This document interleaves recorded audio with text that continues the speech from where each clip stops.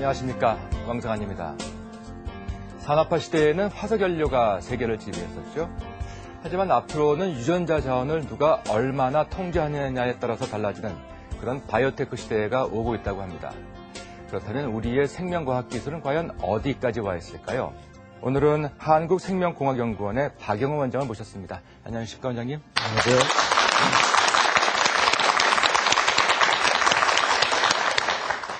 원장님 인상이 아주 좋으신데요. 고맙습니다. 비결이 뭘까요? 그처럼 좋으신 인상을 갖게 되시게 된. 글쎄, 칭찬은 고맙습니다만은 그게 비결이 있어서 그런 건 아니고요. 예. 부모님 덕분 아니겠습니까? 네, 맞습니다. 부모님 덕분은 결국 바이오와 관련된 그렇습니다. 내용이겠죠? 그렇습니다. 그러면 그때부터 바이오 기술이 발달됐다 이렇게 볼 수가 있는 건가요? 바이오 기술이 기술로서 이렇게 사람들이 의식하기 시작한 거는 가장 최근입니다. 예. 옛날에는 그냥 생물학 이런 걸로 지식으로서만 이제 학문적인 지식으로서만 발달을 하다가 최근에 들어서 20세기 들어서 비로소 이것이 하나의 기술로서 또 산업적인 의미를 갖는 기술로서 이제 부각이 되기 시작한 게 아닌가 생각합니다. 그렇군요. 근데 그 생명공학 기술, 이른바 그 바이오테크라고도 많이 말씀하시는 부분인 것 같은데 앞으로 인류의 삶을 크게 변화시킬 아주 혁신적인 기술로 이제 떠오르고 있는 부분 아니겠습니까? 그렇습니다. 그렇다면 인류의 삶을 어떻게 또 얼마나 변화시킬 수 있는 그 가능성을 가지고 있다고 보십니까? 사실 그 바이오테크놀로지 이제 이 분야가 각광을 받기 시작하는 것은 현재 우리 지구상의 인류의 삶이 굉장한 여러 가지 문제점을 가지고 있다는 데서 출발을 합니다. 네.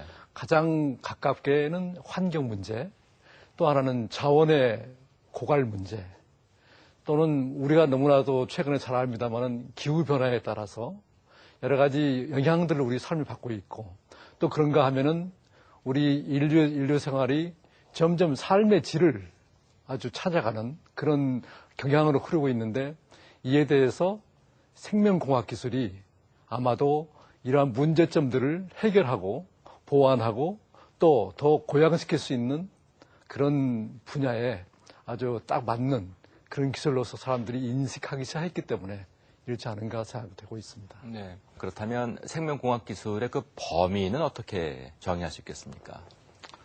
생명공학 기술은 기본적으로 그 세 가지로 나눕니다. 그래서 레드바이오텍은 보건 의료 쪽의 얘기고요. 그다음에 네.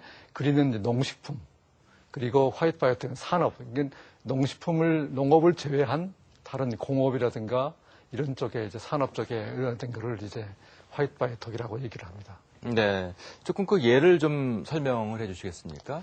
그게 레드바이오텍이라고 그러면은 이제 소위 가장 가까운 게 의약품에 대한 얘기를 할 수 있을 거고요. 네. 그래서 의약품과 관련해서 진단, 또 치료법을 개발하는 이제 그런 얘기를 할 수 있을 것이고, 네. 그린바이오텍은 농업입니다. 그래서 농업 관련돼서 식품 관련된 이제 식품들을 어떻게 개발하고 어떻게 이용할 것이냐 하는 그런 것이고요. 소위 뭐 수포소가 나왔다, 수포황소가 나왔다, 뭐 이런 것이 여기에 해당하는 거예요. 그렇습니다. 거기에 예. 해당되는 것이고요. 그다음에 화이트바이오텍은 그 외의 산업 부분, 예를 들어서 바이오 플라스틱 같은 게 굉장히 좋은 예가 될 수 있을 거고요. 아니면은 또 바이오 연료, 우리가 볏짚을 발효를 해서 나왔다 하면은 그게 이제 바이오 연료가 되는 것이죠. 네. 그런 식으로 해서 그래서 바이오 연료라든가 바이오 플라스틱 같은 것도 이게 이런 산업적인 용도로 쓸 수가 있습니다. 그러니까 생명공학 기술은 물론 뭐 최근에 들어서 그 중요성이 부각이 되고 있습니다만 과거부터 있었던 기술 분야가 아니었나요? 그 옛날에는 생물학이었죠. 네. 그래가지고 생물들이 어떻게 낳고 죽어가고 하는 살고 하는 그 과정에 있어서 어떤 메커니즘으로 이게 되어가는지에 대해서는 잘 몰랐습니다. 그러던 것이 이제 1950년대 그 유명한 그 DNA의 더블 헬릭스 구조가 발견되면서부터 네. 비로소 이 생명이 이렇게 소위 유전이라고 하는 것이 아마 이런 메커니즘에 의해서 이루어지는구나 하는 것을 알게 되면서부터 그렇다고 그러면은 그러한 메커니즘을 인공적으로 어떻게 손을 대물해서 인간을 유용하게 할 수 있을까 하는 그런 아이디어로부터 비롯됐다고 생각되고 있습니다. 그 더블 헬릭스를 말씀하셨는데요. 그게 어떤 것이고 또 그 발견이 왜 중요한지 좀 설명 부탁드리겠습니다. 예전에는 예를 들어서 얼룩송아지가 그 어미소로부터 똑같이 나오게 되는데 그게 왜 나오는지는 몰랐죠. 네. 근데 그것이 유전되는 거라는 거는 생각을 했지만은 어떻게 유전되는 건지는 몰랐습니다. 심지어는 이 피로 이게 유전된다고 생각한 그런 시대도 있었고요. 그런데 그 유전의 그 원인이 바로 유전자로부터 비롯된다 하는 거를 처음 발견하고 그 구조를 발견한 것이 이제 그 50년대 이제 왓슨 크릭이죠. 그 사람들이 노벨상도 받았지만은 그로부터 시작해가지고서 이 인간의 구조, 이제 유전자의 구조가 더블 헬릭스의 구조로 되어 있고 그러한 그 더블 헬릭스 구조로 인해서 이제까지 궁금했던 모든 그 메커니즘이 마치 톱니바퀴가 물려가듯이 하나하나 해결된 그런 상황입니다. 그래서 그것이 정말 인류 역사에서 있어서 가장 위대한 발견 중에 하나로 지금 기록이 되는 거라고 생각되고 있고 최근에는 이제 그것이 인간의 유전체 전체를 분석을 이제 끝냈죠. 그래서 이와 같은 것들이 앞으로의 우리의 미래에도 어마어마한 충격과 변화를 가져오는 그러한 그 시대적인 흐름이 이제 우리가 보이고 있는 것입니다.